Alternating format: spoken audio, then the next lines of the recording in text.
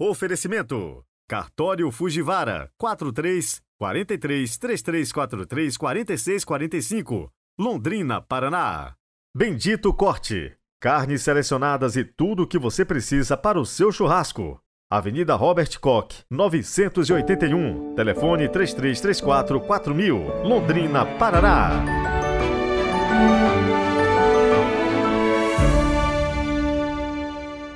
Sexta-feira, 18 de agosto de 2023. Hoje tem enciclopédia bíblica aqui no Evangelho do Dia. Esses resumos você encontra também lá no Instagram, padre.heriberto. No episódio da sexta-feira passada, o assunto foi a questão dos costumes, sobre tudo que se referia aos recém-nascidos. E na época do Antigo Testamento, as crianças eram amamentadas no seio materno até os 3 anos de idade. A taxa de mortalidade infantil era muito alta por causa das más condições sanitárias das casas. No Antigo Testamento, o recém-nascido só recebia o nome no dia do nascimento. Geralmente tinha um significado. O nome podia dizer algo sobre o modo como a criança nasceu, os sentimentos alimentados pela família. Por exemplo, a mulher de Jacó, Raquel, que por longos anos havia esperado seu primogênito, colocou o nome dele de José, que significa que o Senhor acrescente outros filhos. O nome Barak significa raio. Elias quer dizer o Senhor é Deus. Isaías, Deus é salvação, e por aí vai. Lembra que deu aquela confusão com a escolha do nome de João Batista, porque ninguém tinha aquele nome na família? Pois é. Esse é um claro exemplo de que os nomes tinham seus significados. O meu nome, Heriberto, foi dado em homenagem a um padre palutino, diretor espiritual da Santa Casa onde minha mãe trabalhava, lá em Jacarezinho, no Paraná. E você? Coloque aí nos comentários qual a história do seu nome. Rezemos juntos!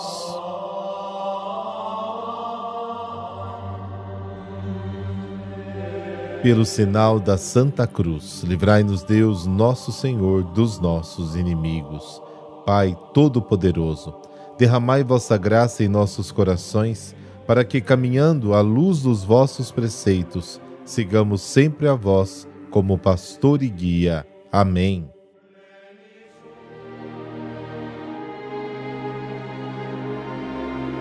Mateus, capítulo 19, versículos de 3 a 12.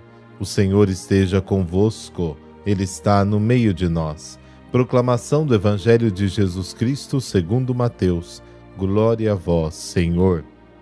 Naquele tempo, alguns fariseus aproximaram-se de Jesus e perguntaram para o tentar: é permitido ao homem despedir sua esposa por qualquer motivo? Jesus respondeu: nunca lestes que o Criador desde o início os fez homem e mulher? E disse: por isso o homem deixará pai e mãe e se unirá à sua mulher, e os dois serão uma só carne? De modo que eles já não são dois, mas uma só carne. Portanto, o que Deus uniu, o homem não separe. Os fariseus perguntaram: então como é que Moisés mandou certidão de divórcio e despedir a mulher? Jesus respondeu: Moisés permitiu despedir a mulher por causa da dureza do vosso coração, mas não foi assim desde o início. Por isso eu vos digo, quem despedir a sua mulher, a não ser em caso de união ilegítima, e se casar com outra, comete adultério.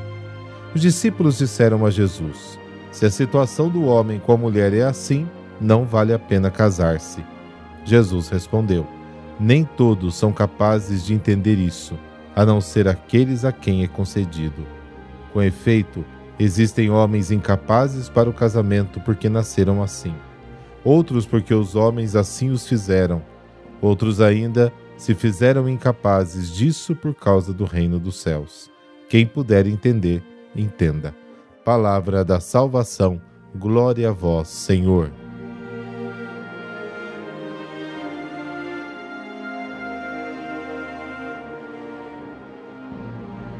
De passagem pela Transjordânia, capítulo 19, O primeiro encontro é com os fariseus, e o tema da discussão de Jesus com eles torna-se motivo de reflexão para o grupo de discípulos. A pergunta dos fariseus diz respeito ao divórcio, e em particular coloca Jesus em apuros sobre o amor dentro do casamento, a realidade mais sólida e estável para a comunidade judaica. A intervenção dos fariseus quer pôr sob acusação o ensinamento de Jesus. Trata-se de uma verdadeira armadilha. Mateus a considera como uma prova, uma tentação. A questão é realmente crucial. É permitido ao homem divorciar-se de sua mulher por qualquer motivo? Lembra que a gente tratou disso em uma das sextas-feiras aqui da Enciclopédia Bíblica? Lá no Instagram você encontra sobre a situação da mulher no Antigo Testamento. E você vai ver que só o homem podia dar uma carta de divórcio. A mulher não podia. Se a mulher traía o homem, ela cometia adultério. Mas se o homem traía a mulher, não acontecia absolutamente nada. Não nos escapa a tentativa desajeitada dos fariseus de interpretar o texto do capítulo 24 do Deuteronômio para colocar Jesus em dificuldade, que diz assim: quando um homem toma uma mulher e passa a viver com ela como marido, se então ela não achar graça aos olhos dele, porque ele achou algo vergonhoso nela, ele deve escrever uma carta de divórcio e mandá-la embora de casa. Esse texto deu origem a inúmeras discussões ao longo dos séculos. Admitir o divórcio por qualquer motivo exige um mínimo de má conduta, um verdadeiro adultério. Jesus responde aos fariseus com Gênesis capítulo 1, versículo 17 ao capítulo 2, versículo 24, trazendo a questão de volta à vontade primeira de Deus Criador. O amor que une o homem e a mulher vem de Deus, e por esta origem unifica e não pode separar, a não ser que seja nulo o matrimônio. Se Jesus cita Gênesis 2, o homem deixará pai e mãe, se unirá à sua mulher e os dois serão uma só carne, é porque ele quer sublinhar um princípio singular e absoluto. É a vontade criadora de Deus que une o homem e a mulher e quer a fidelidade deles. Quando um homem e uma mulher se casam, é Deus quem os une. O termo esposos vem do verbo juntar, conjugar, o cônjuge, ou seja, que a união do casal é feita da palavra criadora de Deus. A resposta de Jesus aos fariseus atinge o seu ponto alto. O casamento é indissolúvel em sua constituição originária, a não ser que seja um casamento que não valeu, um casamento nulo. Jesus continua, e desta vez recorrendo a Malaquias, capítulo 2, versículos de 13 a 16. Divorciar-se da mulher é quebrar a aliança com Deus, e segundo os profetas, esta aliança é vivida sobretudo pelos esposos na sua união conjugal. Oséias, capítulo 1, Isaías, capítulo 1, Jeremias, capítulo 2, capítulo 3, capítulo 6, Ezequiel, capítulo 16. A resposta de Jesus parece contradizer a lei de Moisés, que concede a possibilidade de dar a certidão de divórcio, como foi dito lá no livro do Deuteronômio. Ao motivar a sua resposta, Jesus recorda aos fariseus: se Moisés concedeu esta possibilidade, é pela dureza do vosso coração, mas concretamente pela vossa indocilidade à palavra de Deus. A lei de Gênesis 1 e 2 nunca foi modificada, mas Moisés foi forçado a adaptá-la por causa da atitude da indocilidade. O primeiro casamento não é anulado por adultério. E a todos nós hoje, a palavra de Deus é muito clara. Não somente a mulher comete adultério, mas também o homem. E o homem não tem o direito de desprezar ou de mandar embora ou dar uma carta de divórcio por qualquer motivo, Tem que ver se o casamento é nulo, se não é, se houve algum erro ali na hora do matrimônio. Tantos e tantos casais estão buscando a nulidade matrimonial. Não que a igreja ela concede essa nulidade, mas ela reconhece que simplesmente o casamento não existiu. A reação dos discípulos não tarda a chegar. Se esta é a condição do homem, é melhor não se casar. E a resposta de Jesus continua sustentando a indissolubilidade do matrimônio. Impossível para a mentalidade humana, mas possível para Deus. Permanecendo fiel ao primeiro vínculo conjugal, é eunuco para com todas as outras mulheres.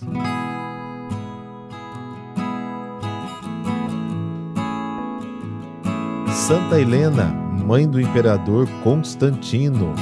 Santa Helena, de família plebeia e pagã, nasceu em meados do século III, provavelmente em Drepamim, na Bitínia, no Golfo da Nicomédia, hoje Turquia. Essa cidade, mais tarde, foi chamada Helenópolis, em sua honra, pelo seu filho e futuro imperador Constantino.